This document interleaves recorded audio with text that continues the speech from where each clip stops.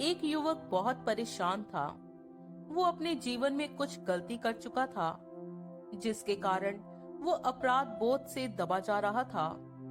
वो हमेशा चिंतित रहता कि कैसे जो उसने गलती की है उससे छुटकारा पाए। उसे कोई समाधान नजर नहीं आ रहा था। आखिर उसने सोचा कि मैंने जो गलती की है उससे छुटकारा पाने का एक ही तरीका है कि मुझे ये जीवन छोड़ देना चाहिए और आत्महत्या कर लेनी चाहिए। ऐसा सोचकर वो युवक आत्महत्या करने के लिए निकल पड़ा। अपने लिए एक उचित स्थान ढूंढने लगा।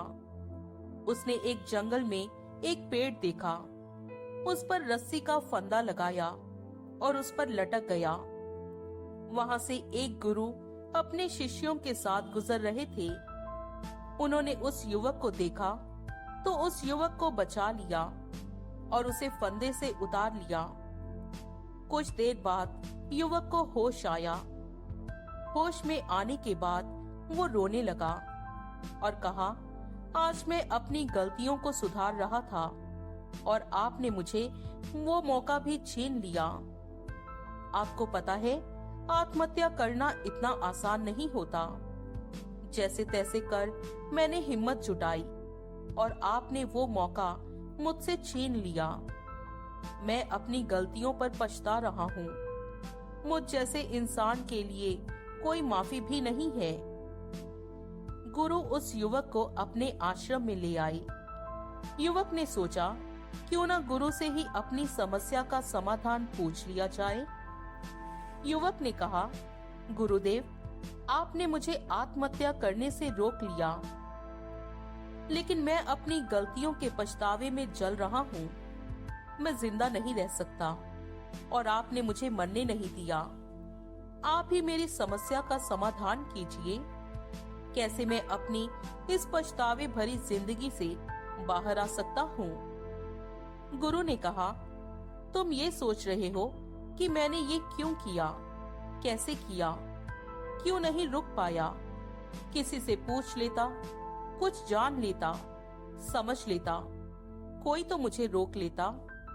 इतना बड़ा पाप मुझसे कैसे हो गया। अब मैं क्या करूं? मैं कहां जाऊं? कैसे रहूंगा? इस पछतावे के साथ जिंदा कैसे रहूंगा? वो युवक गुरु के चरणों में गिर गया और कहा, आप सत्य कहते हैं। मैं बस यही सोचता रहता हूँ कि मुझे कोई रोक लेता या मैं खुद रुक जाता। शायद वो समय वापस आ जाता और मैं अपनी गलती सुधार लेता। मुझसे ऐसा कैसे हो गया?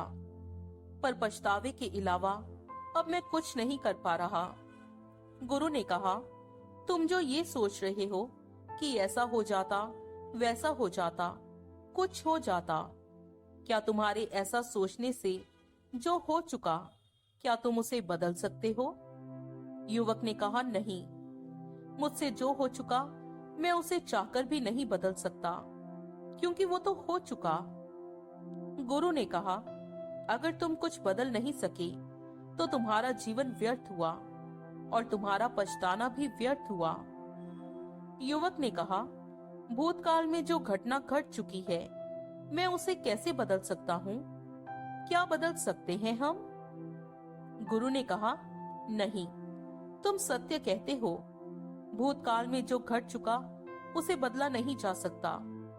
फिर भी कुछ ऐसा है जो अगर बदल जाए तो पछतावा या पछताना सार्थक हो जाता है। युवक ने कहा, ऐसा क्या है गुरुदेव जिसे मैं बदल सकता हूँ? मैं उसे बदलने के लिए तैयार हूँ, कृपया बताएं। गुरु ने कहा, अगर तुम जीवन भर भी अपने आप को कोसते रहोगे, पछताते रहोगे, आत्मग्लानि से भरे भी रहोगे, तब भी कुछ नहीं होगा।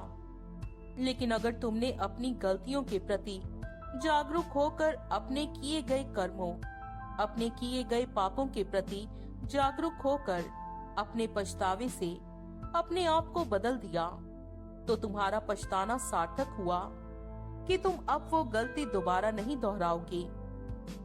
युवक ने कहा, ये तो ठीक है गुरुदेव, पर जो मैंने किया है मैं उसे कैसे भूल जाऊं? वो तो याद आता ही रहेगा। गुरु ने कहा, भूलना तो है ही नहीं। कर्म कभी भुलाए नहीं जाते। कर्म अच्छे हो या बुरे, सबका फल अवश्य मिलता है। परंतु किए गए कर्मों के लिए पछताने से कोई लाभ नहीं होने वाला, बल्कि उस पछतावे से अपने आप को बदलने से वो पछतावा एक वरदान की तरह काम करता है और तुम्हें एक नई राह दिखाता है, नई दुनिया से परिचित कराता है, तुम में परिवर्तन लाता है। युवक को गुरु की बात समझ में आ गई, लेकिन हमें भी ये बात समझ में आनी चाहिए कि हम अपने कर्मों के लिए पछताते हैं और दिन रात ही सोचते रहते हैं कि काश ऐसा नहीं हुआ होता, कोई रोकता, कोई समझा देता, शायद पुराने दिन वापस आ जाते और हम अपनी गलती को सुधार लेते। पर ऐसा कुछ नहीं होने वाला। लेकिन अपनी गलतियों के लिए हमेशा पछताने से क्या होगा? होगा तभी जब तुम भूतकाल से निकलकर वर्तमान को सुधारने में लग जाओगे और वर्तमान में अपने आप को सुधार लो, ताकि आगे वही गलती दोबारा ना हो। तुमने किसी पर क्रोध किया, बहुत क्रोध किया और फिर पछताए, लेकिन फिर तुमने क्रोध किया और फिर पछताए, फिर रोए, माफी मांगी, लेकिन एक बार फिर तुमने क्रोध कर दिया। इसी तरह तुम पछताते रहते हो, क्रोध करते रहते हो। इसी तरह जिंदगी में तुम गलतियां करते रहते हो और पछताते रहते हो। इस पछतावे का कोई फायदा नहीं है जब तक तुम अपने आप को नहीं बदल देते।